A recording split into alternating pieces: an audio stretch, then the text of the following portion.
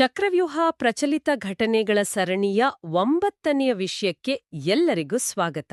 ಇವತ್ತು ನಾವು ಚರ್ಚೆ ಮಾಡ್ತಿರೋ ವಿಷಯ ಬಹಳಾನೇ ಆಸಕ್ತಿದಾಯಕ. ದೇಶದ ಅತ್ಯುನ್ನತ ನ್ಯಾಯಾಧೀಶರೊಬ್ಬರನ್ನ ಅವರ ಹುದ್ದೆಯಿಂದ ತೆಗೆದುಹಾಕಬೇಕು ಅಂದ್ರೆ ಅದು ಸಾಧ್ಯನಾ? ಒಂದು ವೇಳೆ ಸಾಧ್ಯ ಇದ್ರೆ ಆ ಪ್ರಕ್ರಿಯೆ ಹೇಗಿರುತ್ತೆ? ಖಂಡಿತ. ಇದು ಕೇವಲ ಒಂದು ಕುತೂಹಲದ ಪ್ರಶ್ನೆಯಷ್ಟೇ ಅಲ್ಲ.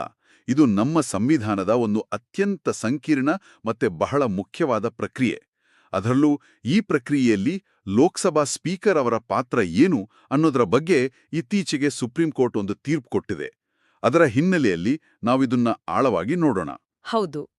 ಯುಪಿಎಸ್ಸಿ, ಕೆಪಿಎಸ್ಸಿ ಪರೀಕ್ಷೆಗಳ ದೃಷ್ಟಿಯಿಂದ ನೋಡಿದ್ರೆ GS2 ಪೇಪರ್ನಲ್ಲಿ ಬರುವ ಅಧಿಕಾರಗಳ ವಿಭಜನೆ ಅಥವಾ ಸೆಪರೇಷನ್ ಆಫ್ ಪವರ್ಸ್ ಅನ್ನೋ ಟಾಪಿಕ್ಗೆ ಇದು ನೇರವಾಗಿ ಸಂಬಂಧಿಸಿದ್ದು. ಅದೇ ಅಲ್ವಾ, ಒಂದು ಕಡೆ ನ್ಯಾಯಾಂಗದ ಸ್ವಾತಂತ್ರ್ಯವನ್ನ ಕಾಪಾಡಬೇಕು, ಇನ್ನೊಂದು ಕಡೆ ನ್ಯಾಯಾಧೀಶರ ಹೊಣೆಗಾರಿಕೆಯನ್ನೂ ಖಚಿತಪಡಿಸಬೇಕು. ಈ ಎರಡರ ನಡುವಿನ ಆ ಸೂಕ್ಷ್ಮ ಸಮತೋಲನವನ್ನ ನಮ್ಮ ಸಂವಿಧಾನ ಹೇಗೆ ನಿಭಾಯಿಸುತ್ತೆ ಅಂತ ಅರ್ಥ ಮಾಡ್ಕೊಳ್ಳೋಣ. ಸರಿ, ಹಾಗಿದ್ರೆ ಇದನ್ನ ಒಮ್ಮೆ ಬಿಡಿಸಿ ನೋಡೋಣ. ಮೊದಲಿಗೆ ಈ ಇಡೀ ಪ್ರಕ್ರಿಯೆಗೆ ಸಾಂವಿಧಾನಿಕ ಅಡಿಪಾಯ ಎಲ್ಲಿದೆ? ಇದರ ಮೂಲ ಇರೋದು ಸಂವಿಧಾನದ 124(4)ನೇ ವಿಧಿಯಲ್ಲಿ. ಇದು ಸುಪ್ರೀಂ ಕೋರ್ಟ್ ನ್ಯಾಯಾಧೀಶರ ಪದಚ್ಯುತಿ ಬಗ್ಗೆ ಹೇಳುತ್ತೆ. ಆದರೆ ಸಂವಿಧಾನ ಕೇವಲ ಒಂದು ಮೂಲತತ್ವವನ್ನ ಕೊಡುತ್ತೆ ಅಷ್ಟೇ. ಪೂರ್ತಿ ಪ್ರೋಸೆಸ್ ಅಂದ್ರೆ ಅದರ ಕಾರ್ಯವಿಧಾನದ ಡೀಟೇಲ್ಸ್ ಎಲ್ಲ ಅಂದ್ರೆ ಪೂರ್ತಿ ವಿವರಗಳು ಅಲ್ಲಿಲ್ಲ. ಇಲ್ಲ. ಅದೆಲ್ಲವನ್ನೂ ನ್ಯಾಯಾಧೀಶರ ತನಿಖೆ ಕಾಯ್ದೆ 1968 ಅಂದ್ರೆ ಜಜಸ್ ಇನ್ಕ್ವೈರಿ ಆಕ್ಟ್ ಆಫ್ 1968ನಲ್ಲಿ ಸ್ಪಷ್ಟವಾಗಿ ವಿವರಿಸಿದ್ದಾರೆ. ಈ ಕಾಯ್ದೆಯೇ ಇಡೀ ಪ್ರಕ್ರಿಯೆಯ ಬೆನ್ನೆಲುಬಿಂದಾಗೆ. ಸರಿ, ಹಾಗಾದ್ರೆ ಈ ಪ್ರಕ್ರಿಯೆ ಶುರುವಾಗೋದು ಹೇಗೆ? ಇದರ ಮೊದಲನೇ ಹೆಜ್ಜೆನು? ಮೊದಲ ಹೆಜ್ಜೆ ಸಂಸತ್ತಿನಲ್ಲಿ ನಡೆಯುತ್ತೆ. ಲೋಕಸಭೆಯಲ್ಲಾದರೆ ಕನಿಷ್ಠ 100 ಸದಸ್ಯರು ಅಥವಾ ರಾಜ್ಯಸಭೆಯಲ್ಲಾದರೆ ಕನಿಷ್ಠ 50 ಸದಸ್ಯರು ಸಹಿ ಮಾಡಿದ ಒಂದು ಪದಚ್ಯುತಿ ನಿರೂಪಣೆಯನ್ನ, ಅಂದ್ರೆ ಒಂದು ಮೋಷನ್ ಅನ್ನು ಮಂಡಿಸಬೇಕು. ಓಕೆ. ಅವರು ಆ ನೋಟಿಸನ್ನು ಸ್ಪೀಕರ್ ಅಥವಾ ಸಭಾಪತಿಗೆ ಕೊಡ್ತಾರೆ. ಇಲ್ಲಿಂದ ಮುಂದಿನ ಹಂತ ಇದೆಯಲ್ಲ, ಅದೇ ಬಹಳ ಇಂಟ್ರೆಸ್ಟಿಂಗ್. ಅದೇನು? ಆ ನೋಟಿಸನ್ನು ಸ್ವೀಕರಿಸಬೇಕೋ ಅಥವಾ ತಿರಸ್ಕರಿಸಬೇಕೋ ಅನ್ನೋದು ಸಂಪೂರ್ಣವಾಗಿ ಸ್ಪೀಕರ್ ಅವರ ವಿವೇಚನಾಧಿಕಾರಕ್ಕೆ ಬಿಟ್ಟಿದ್ದು.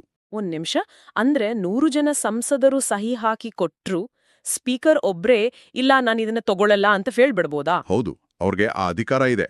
ಇತ್ತೀಚಿನ ಸುಪ್ರೀಂ ಕೋರ್ಟ್ ತೀರ್ಪು ಇದೇ ಅಧಿಕಾರವನ್ನು ಎತ್ತಿ ಹಿಡಿದಿದೆ. ಹಾಗಾದ್ರೆ ಅದನ್ನ ದುರುಪಯೋಗ ಮಾಡ್ಕೊಳ್ಳೋ ಸಾಧ್ಯತೆ ಇಲ್ವಾ? ಒಳ್ಳೆ ಪ್ರಶ್ನೆ. ಆಕ್ಚುಲಿ ಸೈದ್ಧಾಂತಿಕವಾಗಿ ಆ ಸಾಧ್ಯತೆ ಇದ್ದೇ ಇರುತ್ತೆ. ಆದ್ರೆ ಇದ್ರ ಹಿಂದಿನ ತರ್ಕ ಏನು ಅಂದ್ರೆ, ಸ್ಪೀಕರ್ ಹುದ್ದೆ ಅನ್ನೋದು ಒಂದು ಸಾಂವಿಧಾನಿಕ ಹುದ್ದೆ. ಅವನು ಪಕ್ಷಾತೀತವಾಗಿ ನಿರ್ಧಾರ ತಗೊಳ್ತಾರೆ ಅನ್ನೋ ನಂಬಿಕೆ ಇದೆ. ಮತ್ತೆ ನ್ಯಾಯಾಂಗದ ಮೇಲೆ ಸುಖಾಸುಮ್ನೆ ರಾಜಕೀಯ ದಾಳಿಗಳಾಗಬಾರ್ದು, ಅದಕ್ಕೆ ಒಂದು ಫಿಲ್ಟರ್ ಇರಬೇಕು ಅನ್ನೋದು ಕೂಡ ಇದ್ರ ಉದ್ದೇಶ. ಅಂದ್ರೆ ಶಾಸಕಾಂಗದ ಸದಸ್ಯರ ಸಂಖ್ಯೆಗಿಂತ ಸ್ಪೀಕರ್ ಅವರ ಸಾಂವಿಧಾನಿಕ ವಿವೇಚನೆಗೆ ಇಲ್ಲಿ ಹೆಚ್ಚು ಪ್ರಾಮುಖ್ಯತೆ ಇದೆ.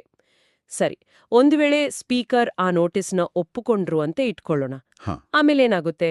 ಯಾರು ತನಿಖೆ ಮಾಡ್ತಾರೆ? ಸ್ಪೀಕರ್ ಆ ನೋಟಿಸನ್ನು ಸ್ವೀಕರಿಸಿದ ತಕ್ಷಣ ಅವರು 3 ಸದಸ್ಯರಿರುವ ಒಂದು ತನಿಖಾ ಸಮಿತಿಯನ್ನ ರಚನೆ ಮಾಡ್ತಾರೆ. ಈ ಸಮಿತಿಯ ರಚನೆ ಇದೆಯಲ್ಲ, ಅದು ಪರೀಕ್ಷೆ ದೃಷ್ಟಿಯಿಂದಲೂ ಬಹಳ ಮುಖ್ಯ. ಯಾರೆಲ್ಲ ಇರ್ತಾರದ್ರಲ್ಲಿ? ಒಬ್ಬರು ಸುಪ್ರೀಂ ಕೋರ್ಟ್ನ ಹಾಲಿ ನ್ಯಾಯಾಧೀಶರು. ಸರಿ. ಇನ್ನೊಬ್ಬರು ಯಾವುದಾದ್ರೂ ಒಂದು ಹೈಕೋರ್ಟ್ನ ಮುಖ್ಯ ನ್ಯಾಯಾಧೀಶರು. ಮತ್ತು ಮೂರನೆಯವರಾಗಿ ಒಬ್ಬ ಖ್ಯಾತ ನ್ಯಾಯಶಾಸ್ತ್ರಜ್ಞರು, ಅಂದ್ರೆ ಡಿಸ್ಟಿಂಗ್ವಿಶ್ ಜುರಿಸ್ಟ್. ಈ ಸಂಯೋಜನೆ ನೋಡಿದ್ರೇನೆ ಗೊತ್ತಾಗುತ್ತೆ ತನಿಖೆ ಎಷ್ಟು ನಿಷ್ಪಕ್ಷಪಾತವಾಗಿ, ಎಷ್ಟು ಉನ್ನತ ಮಟ್ಟದಲ್ಲಿರ್ಬೇಕು ಅನ್ನೋದು ಅಂತ. ಸರಿ, ಈ ಸಮಿತಿ ತನಿಖೆ ಮಾಡಿ ವರದಿ ಕೊಡುತ್ತೆ. ಆಮೇಲೆ? ಹೌದು, ಆ ಸಮಿತಿ ನ್ಯಾಯಾಧೀಶರ ಮೇಲಿರೋ ಆರೋಪಗಳು ಸಂವಿಧಾನದಲ್ಲಿ ಹೇಳಿರುವ 2 ಆಧಾರಗಳ ಅಡಿಯಲ್ಲಿ ಬರುತ್ತಾ ಅಂತ ನೋಡುತ್ತೆ. ಆ 2 ಆಧಾರಗಳು ಯಾವುವು? ಸಾಬೀತಾದ ದುರ್ನಡತೆ ಅಂದ್ರೆ ಪ್ರೂವ್ಡ್ ಮಿಸ್ಬಿಹೇವಿಯರ್ ಮತ್ತು ಅಸಮರ್ಥ್ಯ ಅಂದ್ರೆ ಇನ್ಕೆಪಾಸಿಟಿ. ಒಂದು ವೇಳೆ ಸಮಿತಿ ಆರೋಪಗಳಲ್ಲಿ ಹುರುಳಿಲ್ಲ, ನ್ಯಾಯಾಧೀಶರು ನಿರ್ದೋಷಿ ಅಂತ ವರದಿ ಕೊಟ್ರೆ ಆ ಪ್ರಕ್ರಿಯೆ ಅಲ್ಲಿಗೆ ಮುಗಿಯುತ್ತೆ. ಅಲ್ಲಿಗೆ ಕ್ಲೋಸ್ ಆಗುತ್ತೆ ಅಷ್ಟೇ. ಆದ್ರೆ ಸಮಿತಿ ದೋಷಿ ಅಂತ ವರದಿ ಕೊಟ್ರೆ ಆ ವರದಿ ಸಂಸತ್ತಿನ 2 ಸದನಗಳ ಮುಂದೆ ಚರ್ಚೆಗೆ ಬರುತ್ತೆ. ಈಗ ಮತ್ತೆ ಸಂಸತ್ತಿನ ಅಂಗಳಕ್ಕೆ ಬಂತು. ಇಲ್ಲಿ ನಡೆಯೋ ಮತದಾನ ಅದು ಸಾಮಾನ್ಯ ಕಾನೂನುಗಳನ್ನ ಪಾಸ್ ಮಾಡಿದ ಹಾಗೇ ಇರುತ್ತಾ? ಖಂಡಿತ ಇಲ್ಲ. ಇಲ್ಲಿದಾನೆ ಈ ಪ್ರಕ್ರಿಯೆಯ ಅತ್ಯಂತ ಕಠಿಣವಾದ ಭಾಗ ಬರೋದು. ಈ ನಿರೂಪಣೆಯನ್ನ ಅಂಗೀಕರಿಸೋಕೆ ವಿಶೇಷ ಬಹುಮತ ಅಂದ್ರೆ ಸ್ಪೆಷಲ್ ಮೆಜಾರಿಟಿ ಬೇಕಾಗುತ್ತೆ. ವಿಶೇಷ ಬಹುಮತ ಅಂದ್ರೆ 2 ಷರತ್ತುಗಳನ್ನ ಪೂರೈಸಬೇಕು. ಒಂದು, ಸದನದ ಒಟ್ಟು ಸದಸ್ಯರ ಬಲದ ಬಹುಮತ ಅಂದ್ರೆ 50%ಗಿಂತ ಹೆಚ್ಚು. ಓಕೆ. ಎರಡನೇದು ಹಾಜರಿದ್ದು ಮತ ಹಾಕುವ ಸದಸ್ಯರಲ್ಲಿ 2/3 ಅಂದ್ರೆ 2/3 ಬಹುಮತ. ಈ ಎರಡೂ ಕಂಡೀಷನ್ಗಳು ಹಬ್ಬಾ. ಲೋಕಸಭೆ ಮತ್ತು ರಾಜ್ಯಸಭೆ ಎರಡರಲ್ಲೂ ಪೂರೈಸಬೇಕು. ಇದು ನಿಜಕ್ಕೂ ಬಹಳ ಕಠಿಣವಾದ ನಿಯಮ. ಬಹುಶಃ ಇದೇ ಕಾರಣಕ್ಕಿರ್ಬೇಕೋ ಇದು ಅಷ್ಟು ಸುಲಭವಲ್ಲ ಅಂತ ಹೇಳೋದು. ಹೌದು. ಈ ಪ್ರಕ್ರಿಯೆಯ ಕಠಿಣತೆ ಎಷ್ಟಿದೆ ಅಂದ್ರೆ ಇವತ್ತಿನವರೆಗೂ ಭಾರತದ ಇತಿಹಾಸದಲ್ಲಿ ಒಬ್ಬೇ ಒಬ್ಬ ಸುಪ್ರೀಂ ಕೋರ್ಟ್ ನ್ಯಾಯಾಧೀಶರನ್ನು ಈ ಮೂಲಕ ಪದಚ್ಯುತಿಗೊಳಿಸಿಲ್ಲ. ಹೌದಾ? ಹೌದು. ಸರಿ. ಇಷ್ಟೆಲ್ಲಾ ಪ್ರಕ್ರಿಯೆ ಮುಗಿದು ಎರಡೂ ಸದನಗಳು ವಿಶೇಷ ಬಹುಮತದಿಂದ ಒಪ್ಪಿದ್ಮೇಲೆ ಅಂತಿಮ ಆದೇಶ ಯಾರು ಕೊಡೋದು? ಎರಡೂ ಸದನಗಳಲ್ಲಿ ಅಂಗೀಕಾರವಾದ ನಂತರ ಅದನ್ನ ರಾಷ್ಟ್ರಪತಿಗಳಿಗೆ ಕಳುಹಿಸಲಾಗುತ್ತೆ. ರಾಷ್ಟ್ರಪತಿಗಳು ಪದಚ್ಯುತಿಯ ಅಂತಿಮ ಆದೇಶವನ್ನು ಹೊರಡಿಸ್ತಾರೆ. ಆ ಆದೇಶ ಬಂದ ತಕ್ಷಣ ಅವರು ಹುದ್ದೆಯಿಂದ ಕೆಳಗಿಳಿಬೇಕಾ? ಅಷ್ಟೇ. ಆ ಕ್ಷಣದಿಂದ ಆ ನ್ಯಾಯಾಧೀಶರು ತಮ್ಮ ಹುದ್ದೆಯನ್ನು ಕಳ್ಕೊಳ್ತಾರೆ. ಈ ಇಡೀ ಪ್ರಕ್ರಿಯೆಯನ್ನ ನೋಡಿದಾಗ ಇದು ನಮ್ಮ ಸಂವಿಧಾನದ ಚೆಕ್ಸ್ ಅಂಡ್ ಬ್ಯಾಲೆನ್ಸಸ್ ಸಿದ್ಧಾಂತಕ್ಕೆ ಒಂದು ಒಳ್ಳೆ ಉದಾಹರಣೆ ಅಂತ ಹೇಳ್ತಾರೆ. ಇದರ ಆಳವಾದ ಅರ್ಥವೇನು? ಖಂಡಿತ. ಇದು ಚೆಕ್ಸ್ ಅಂಡ್ ಬ್ಯಾಲೆನ್ಸಸ್ ವ್ಯವಸ್ಥೆಗೆ ಒಂದು ಅತ್ಯುತ್ತಮ ಉದಾಹರಣೆ. ಅಂದ್ರೆ ಶಾಸಕಾಂಗವು ನ್ಯಾಯಾಂಗದ ಮೇಲೆ ಒಂದು ರೀತಿಯ ಮೇಲ್ವಿಚಾರಣೆ ನಡೆಸುವ ದಾರಿ ಇದು. ಆದರೆ ಇಲ್ಲಿ ಒಂದು ವಿಪರ್ಯಾಸ ಇದೆ. ನ್ಯಾಯಾಂಗವನ್ನ ಹೊಣೆಗಾರರನ್ನಾರಿ ಮಾಡೋಕೆ ಶಾಸಕಾಂಗಕ್ಕೆ ಈ ಅಧಿಕಾರ ಕೊಟ್ಟಿದೆ.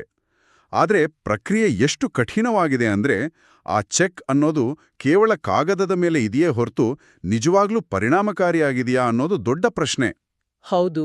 ಅಂದ್ರೆ ನ್ಯಾಯಾಂಗದ ಸ್ವಾತಂತ್ರ್ಯವನ್ನ ರಕ್ಷಿಸೋ ಭರದಲ್ಲಿ ನಾವು ಹೊಣೆಗಾರಿಕೆಯನ್ನೇ ಬಹುತೇಕ ಅಸಾಧ್ಯವಾಗಿಸಿದ್ದೀವಾ? ಅದೇ ಇವತ್ತಿನ ಚರ್ಚೆಯ ಕೇಂದ್ರಬಿಂದು. ಈ ಕಠಿಣ ಪ್ರಕ್ರಿಯೆ ನ್ಯಾಯಾಧೀಶರು ಯಾವುದೇ ರಾಜಕೀಯ ಒತ್ತಡವಿಲ್ಲದೆ ನಿರ್ಭಯವಾಗಿ ಕೆಲಸ ಮಾಡೋಕೆ ಸಹಾಯ ಮಾಡುತ್ತೆ. ನಿಜ. ಆದರೆ ಇನ್ನೊಂದ್ ಕಡೆ ನಿಜವಾಗ್ಲೂ ದುರ್ನಡತೆ ತೋರಿದ ನ್ಯಾಯಾಧೀಶರನ್ನ ತೆಗೆದುಹಾಕೋಕಾಗದೆ ಹೋದ್ರೆ ವ್ಯವಸ್ಥೆಯ ವಿಶ್ವಾಸಾರ್ಹತೆಗೆ ಧಕ್ಕೆ ಬರುತ್ತಲ್ವಾ? ಈ ಎರಡರ ನಡುವೆ ಆ ಸಮತೋಲನ ಸಾಧಿಸೋದೇ ದೊಡ್ಡ ಸವಾಲು. ನಾವು ಸ್ಪೀಕರ್ ಅವರ ಅಧಿಕಾರದ ಬಗ್ಗೆ ಮಾತಾಡ್ತಿದ್ವಿ. ಒಂದು ಸದನದಲ್ಲಿ ನಿರೂಪಣೆ ತಿರಸ್ಕೃತವಾದ್ರೂ ಮತ್ತೊಂದು ಸದನದ ಸಭಾಪತಿ ಸ್ವತಂತ್ರವಾಗಿ ಸಮಿತಿ ರಚನೆ ಮಾಡಬಹುದಾ? ಹೌದು. ಆ ಅಧಿಕಾರ ಅವರಿಗೆ ಇರುತ್ತೆ. ಇದು ಸಾಂವಿಧಾನಿಕ ಸಂಸ್ಥೆಗಳ ಸ್ವತಂತ್ರ ಕಾರ್ಯನಿರ್ವಹಣೆಗೆ ಒತ್ತು ನೀಡುತ್ತೆ. ಹೌದಾ? ಇದೇ ರೀತಿಯ ಚರ್ಚೆ ಇತ್ತೀಚೆಗೆ ಭಾರತೀಯ ಚುನಾವಣಾ ಆಯೋಗ ಅಂದ್ರೆ ಇಸಿಐ ವಿಷಯದಲ್ಲೂ ನಡೆದು. ಹೌದಲ್ಲ? ಹೌದು.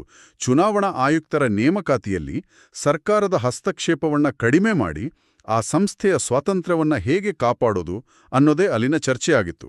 ಎರಡೂ ಕಡೆ ಮೂಲ ಪ್ರಶ್ನೆ ಒಂದೇ: ಸಾಂವಿಧಾನಿಕ ಸಂಸ್ಥೆಗಳನ್ನ ರಾಜಕೀಯ ಒತ್ತಡದಿಂದ ಹೇಗೆ ಮುಕ್ತವಾಗಿಡೋದು? ಅರ್ಥವಾಯಿತು. ಸರಿ.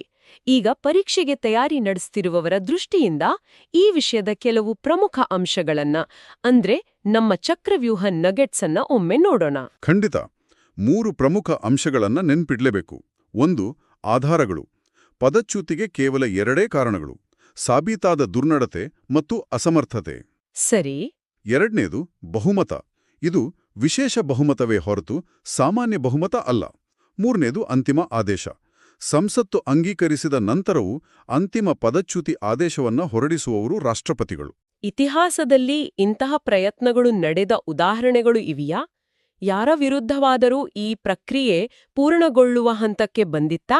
ಹೌದು. ಒಂದು ಬಹಳ ಪ್ರಸಿದ್ಧ ಪ್ರಕರಣ ಇದೆ. 1993ರಲ್ಲಿ ಸುಪ್ರೀಂ ಕೋರ್ಟ್ ನ್ಯಾಯಮೂರ್ತಿ ವಿ ರಾಮಸ್ವಾಮಿಯವರ ವಿರುದ್ಧ ಪದಚ್ಯುತಿ ನಿರೂಪಣೆಯನ್ನ ಮಂಡಿಸಲಾಗಿತ್ತು. ಓ. ನಾವು ಚರ್ಚೆ ಮಾಡಿದ ಹಾಗೆ ತನಿಖಾ ಸಮಿತಿ ರಚನೆಯಾಗಿ ಆ ಸಮಿತಿ ಅವರನ್ನ ದೋಷಿ ಅಂತ ವರದಿ ಕೂಡ ಕೊಟ್ಟಿತ್ತು. ಆಮೇಲೆ ಲೋಕಸಭೆಯಲ್ಲೇನಾಯ್ತು? ಪ್ರಕರಣ ಲೋಕಸಭೆಯಲ್ಲಿ ಮತದಾನಕ್ಕೆ ಬಂತು. ಆದರೆ ಅಂದು ನಡೆದ ರಾಜಕೀಯ ನಾಟಕವೇ ಬೇರೆ. ಮತದಾನದ ಸಮಯದಲ್ಲಿ ಅಂದಿನ ಆಡಳಿತ ಪಕ್ಷ ಕಾಂಗ್ರೆಸ್ ಮತ್ತು ಅದರ ಮಿತ್ರ ಪಕ್ಷಗಳು ಮತದಾನದಿಂದ ದೂರ ಉಳಿದವು. ಅಂದ್ರೆ ಅವರು ಮತ ಹಾಕ್ಲೇ ಇಲ್ವಾ? ಅವರು ಭಾಗವಹಿಸಲೇ ಇಲ್ಲ. ಇದರಿಂದಾಗಿ ನಿರೂಪಣೆಯ ಪರವಾಗಿ ಸಾಕಷ್ಟು ಮತಗಳು ಬಿದ್ರೂ ಸದನದ ಒಟ್ಟು ಸದಸ್ಯ ಬಲದ ಬಹುಮತದ ಷರತ್ತಿದೆಯಲ್ಲ, ಅದು ಪೂರೈಸಲಾಗಲಿಲ್ಲ. ಅಯ್ಯೋ. ಹೀಗಾಗಿ ಸಮಿತಿಯಿಂದ ದೋಷಿಯಂತ ಸಾಬೀತಾಗಿದ್ರೂ ರಾಜಕೀಯ ಲೆಕ್ಕಾಚಾರಗಳಿಂದಾಗಿ ಒಬ್ಬ ನ್ಯಾಯಾಧೀಶರು ಪದಚ್ಯುತಿಯಿಂದ ಪಾರಾದರು. ಇದು ಈ ಪ್ರಕ್ರಿಯೆಯ ಸೈದ್ಧಾಂತಿಕ ಉದ್ದೇಶಕ್ಕೂ ರಾಜಕೀಯ ವಾಸ್ತವಕ್ಕೂ ಇರುವ ಅಂತರವನ್ನು ತೋರಿಸುತ್ತೆ. ಇದು ಈ ಪ್ರಕ್ರಿಯೆಯ ಸಂಕೀರ್ಣತೆಯನ್ನು ಮಾತ್ರವಲ್ಲ, ಅದರ ರಾಜಕೀಯ ಮುಖವನ್ನು ಸ್ಪಷ್ಟವಾಗಿ ತೋರಿಸುತ್ತೆ. ಹಾಗಾದ್ರೆ ಇಂದಿನ ಚರ್ಚೆಯಲ್ಲಿ ನಾವು ನ್ಯಾಯಾಧೀಶರ ಪದಚ್ಯುತಿಯ ಸಾಂವಿಧಾನಿಕ ಪ್ರಕ್ರಿಯೆ, ಅದರಲ್ಲಿ ಸ್ಪೀಕರ್ ಅವರ ನಿರ್ಣಾಯಕ ಪಾತ್ರ ಮತ್ತು ಚೆಕ್ಸ್ ಅಂಡ್ ಬ್ಯಾಲೆನ್ಸಸ್ ತತ್ವದ ಪ್ರಾಯೋಗಿಕ ಸವಾಲುಗಳನ್ನ ಅರ್ಥ ಮಾಡಿಕೊಂಡಿದ್ದೇವೆ. ಹೌದು. ಇದೆಲ್ಲವೂ ನಮ್ಮನ್ನು ಒಂದು ಮೂಲಭೂತ ಪ್ರಶ್ನೆಯ ಬಳಿ ತಂದು ನಿಲ್ಲಿಸುತ್ತೆ. ಅದೇನು? ನ್ಯಾಯಾಂಗದ ಸ್ವಾತಂತ್ರ್ಯವನ್ನ ರಕ್ಷಿಸೋಕೆ ಇಷ್ಟೊಂದು ಕಠಿಣವಾದ ಪ್ರಕ್ರಿಯೆ ಅವಶ್ಯಕ. ಆದರೆ ಇದೇ ಕಠಿಣತೆಯು ನ್ಯಾಯಾಂಗದ ಹೊಣೆಗಾರಿಕೆಯನ್ನ ಖಚಿತಪಡಿಸಿಕೊಳ್ಳುವುದನ್ನ ಕೇವಲ ಒಂದು ಸೈದ್ಧಾಂತಿಕ ಸಾಧ್ಯತೆಯನ್ನಾಗಿ ಮಾಡಿಬಿಡುತ್ತದೆಯಾ? ಭವಿಷ್ಯದಲ್ಲಿ ಭಾರತವು ನ್ಯಾಯಾಂಗದ ಸ್ವಾತಂತ್ರ್ಯ ಮತ್ತು ಹೊಣೆಗಾರಿಕೆಯ ನಡುವೆ ಇನ್ನೂ ಉತ್ತಮವಾದ ಸಮತೋಲನವನ್ನ ಹೇಗೆ ಕಂಡುಕೊಳ್ಳಬಹುದು? ಈ ಪ್ರಶ್ನೆಯೊಂದಿಗೆ ಇಂದಿನ ಚರ್ಚೆಯನ್ನ ಮುಗಿಸೋಣ. ಈ ವಿಶ್ಲೇಷಣೆ ನೋಡಿದ್ದಕ್ಕಾಗಿ ತುಂಬಾ ಧನ್ಯವಾದ. ಈ ಮಾಹಿತಿ ಸ್ಪರ್ಧಾತ್ಮಕ ಪರೀಕ್ಷೆಗಳ ತಯಾರಿಗೆ ಖಂಡಿತ ಸಹಾಯ ಮಾಡುತ್ತೆ ಅನ್ಕೋತೀವಿ. ಈ ವಿವರಣೆ ಇಷ್ಟ ಆಗಿದ್ರೆ ಒಂದು ಲೈಕ್ ಕೊಡೋದನ್ನ ಮರಿಬೇಡಿ. ಹಾಗೆಯೇ ನಿಮ್ಮ ಫ್ರೆಂಡ್ಸ್ ಜೊತೆಗೂ ಶೇರ್ ಮಾಡಿ, ಅವರಿಗೂ ಹೆಲ್ಪ್ ಆಗ್ಬೋದು. ಇದೇ ತರಹದ ಡೈಲಿ ಅಪ್ಡೇಟ್ಸ್ಗಳಿಗಾಗಿ ನಮ್ಮ ಚಾನೆಲ್ಗೆ ಸಬ್ಸ್ಕ್ರೈಬ್ ಮಾಡ್ಕೊಳ್ಳಿ. ಪಕ್ಕದಲ್ಲಿರೋ ಬೆಲ್ ಐಕಾನ್ ಪ್ರೆಸ್ ಮಾಡಿದ್ರೆ ಯಾವುದೇ ವಿಡಿಯೋ ಮಿಸ್ ಆಗಲ್ಲ. ಹೆಚ್ಚಿನ ಅಪ್ಡೇಟ್ಸ್ ಮತ್ತೆ PDF ನೋಟ್ಸ್ಗಳಿಗಾಗಿ ಸ್ಕ್ರೀನ್ ಮೇಲೆ ಕಾಣ್ತಿರೋ ಡೀಟೇಲ್ಸ್ ಮೂಲಕ ನಮ್ಮ ಜೊತೆ ಕನೆಕ್ಟ್ ಆಗಿ. ನೆನ್ಪಡಿ, ನಿಮ್ಮ ಯಶಸ್ಸಿನ ಪಯಣದಲ್ಲಿ ನಾವು ಯಾವಾಗ್ಲೂ ನಿಮ್ ಜೊತೆ ಇರ್ತೀವಿ. ಸರಿ, ಹಾಗಿದ್ರೆ ಮುಂದಿನ ವಿಶ್ಲೇಷಣೆಯಲ್ಲಿ ಸಿಗೋಣ. ನಮಸ್ಕಾರ.